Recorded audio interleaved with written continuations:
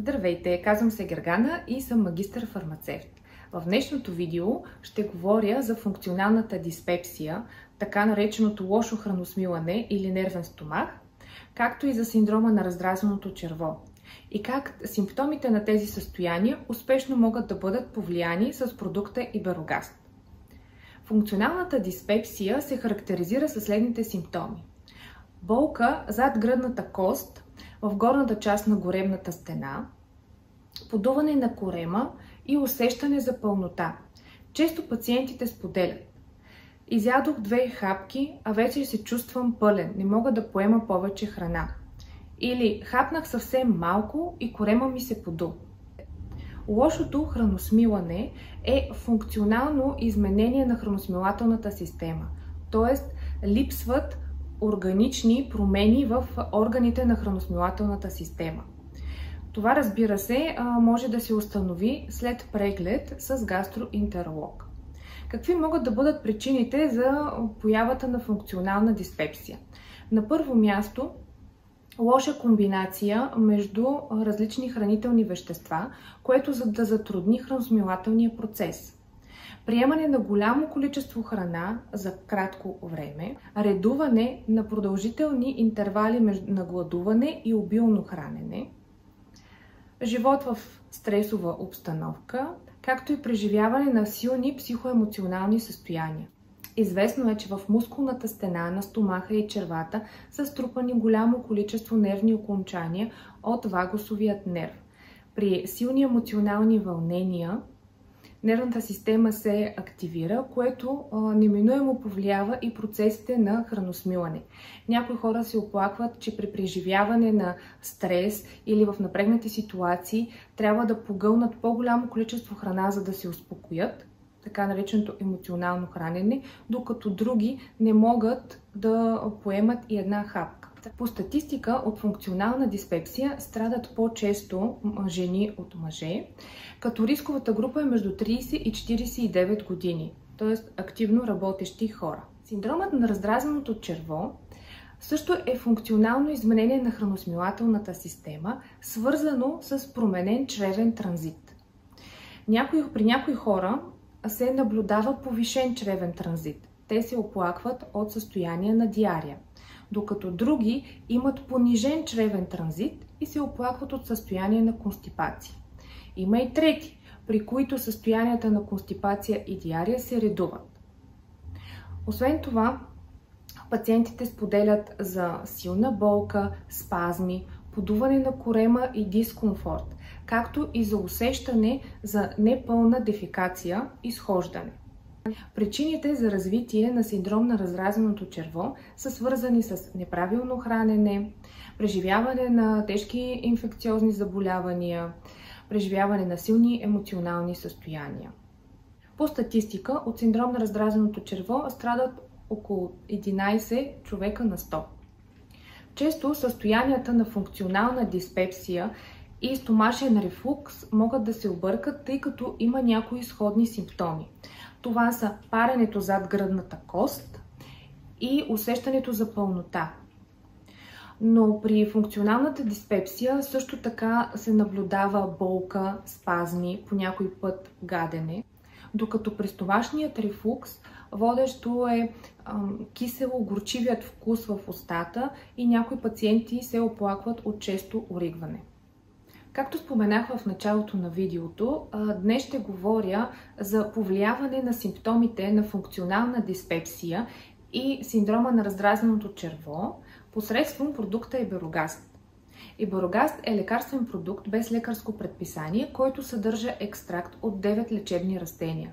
Създаден е през далечната 1960 година в Германия и от тогава насам е преминал над 20 клинични проучвания, в които е доказана неговата ефикасност и безопасност.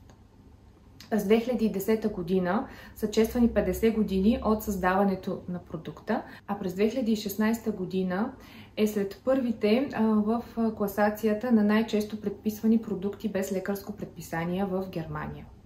Повече за лекарственият продукт Iberogast ще научите в следващите кадри. Лекарственият продукт Иберогаст съдържа екстракти от 9 лечебни растения, които са змийско мляко, горчив иберис, лайка, ким, маточина, мента, сладък корен, пищялка и бял трън. Иберогаст се прилага за лечение на функционални и свързани с мотилитета стомашно-чревни нарушения, като функционална диспепсия, синдром на раздразеното черво, както и за поддържащо лечение на гастрит. Комбинацията от 9 лечебни билки повлиява симптомите на стомашна болка, усещане за пълен стомах, подуване, коремни спазми, гадене и киселини.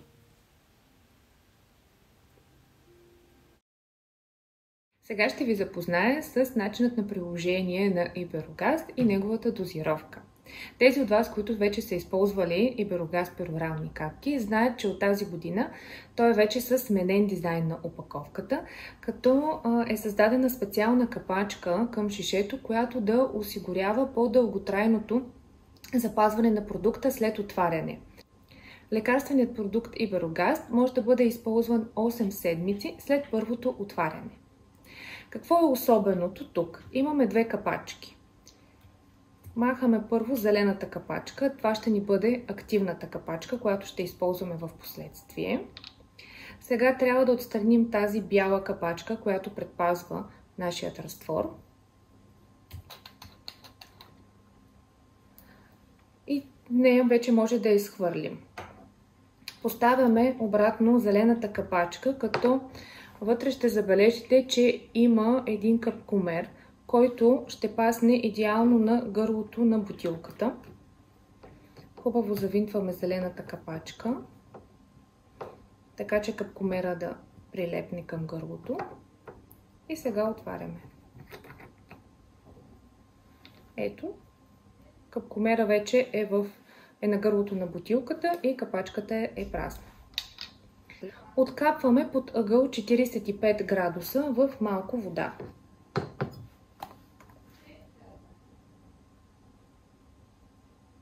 Капките падат лесно, даже не е необходимо тръскване. Каква е дозировъчната схема? Аз ще изпиша на екрана, но сега ще я кажа.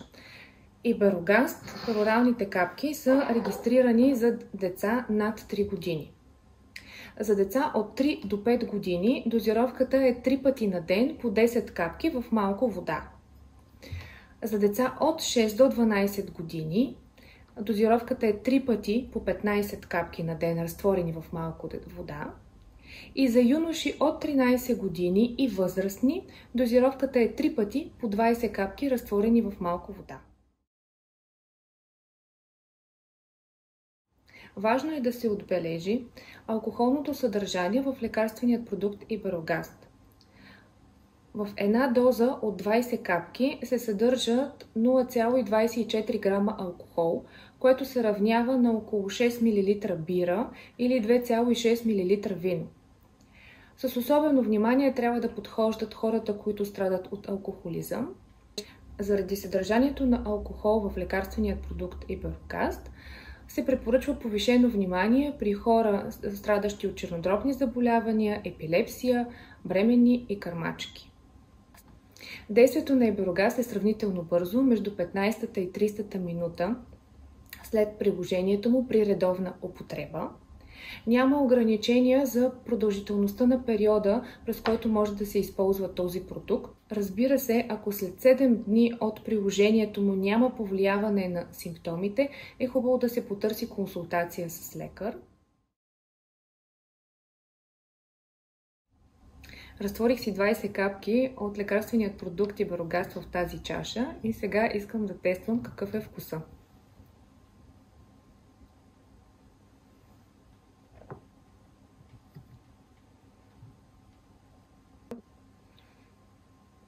Определено няма силен натрапчив вкус. Доста е лек в сравнение с други билкови екстракти, които съм пила. Даже бих казала, че ако бъде добавен към сок, би бил почти незабележим, особено ако е с силен вкус сока. Леко се усеща горчиво, но много лек вариант, който даже е ненатрапчив. Надявам се днешното видео да ви е било интересно. Бъдете здрави, грижете се за себе си и за вашите близки.